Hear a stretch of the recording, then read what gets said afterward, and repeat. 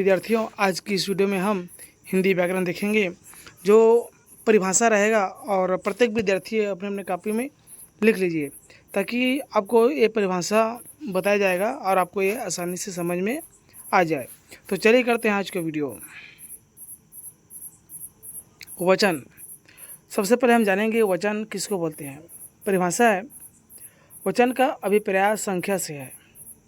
विकारी शब्दों के जिस रूप से उनकी संख्या एक या अनेक का बोध हो तो उसे हम वचन कहते हैं।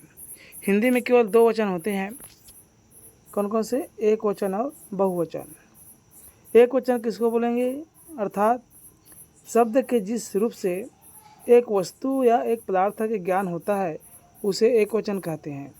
जैसे बालक, घोड़ा, किताब, मेज आदि। लेकिन बहुवचन किसको बोलेंगे? बहुवचन शब्द के जिस रूप से अधिक वस्तुओं या पदार्थों का ज्ञान होता है उसे बहुवचन कहते हैं।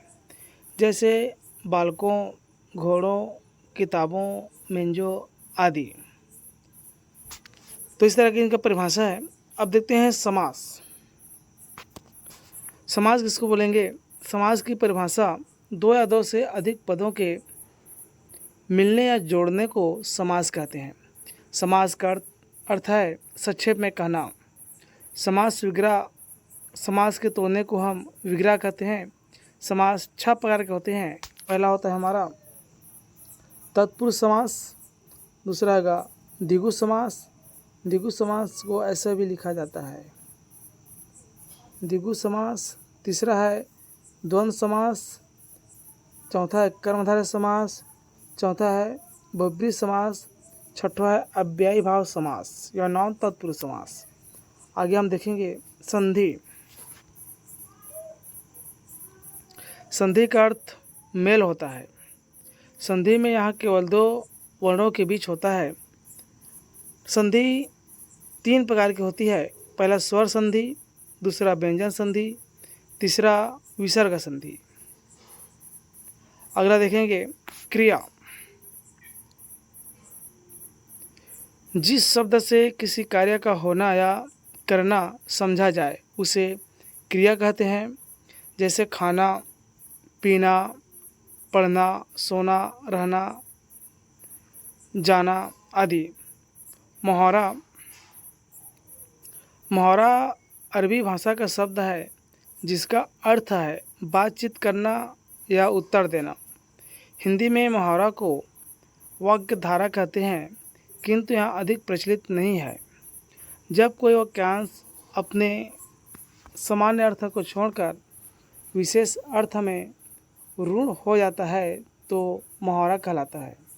उदाहरण के लिए श्री गणेश करना का अर्थ क्या है? शुरू करना, ईद का चांद होना। श्री गणेश करना का अर्थ होता है शुरू करना। उसी तरह से देखिए, ईद का चांद होना का अर्थ क्या है?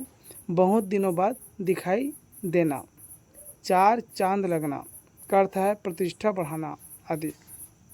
लोकोक्ति देखिए, लोकोक्ति लोको धन उक्ति का अर्थ है लोक में प्रचलित उक्ति।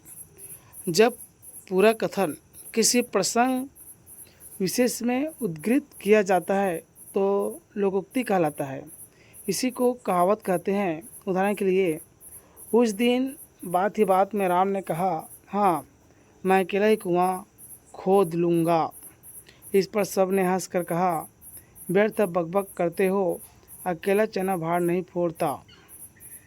यहाँ अकेला चना भार नहीं फोड़ता लोकोक्ति का प्रयोग किया गया है, जिसका अर्थ है एक व्यक्ति के करने से कोई कठिन काम पूरा नहीं होता। तो आज की इस वीडियो में हम देखे हैं कि किस तरह से पूरा हिंदी व्याकरण को हमने जाना, समझा और आपने भी जाना। कॉपी में इसको लिख लीजिएगा। यहाँ तक देखने के लिए आपका धन्यवाद। मिलते हैं अगली वीडियो पर। तब तक के लिए जय हिंद, जय भारत।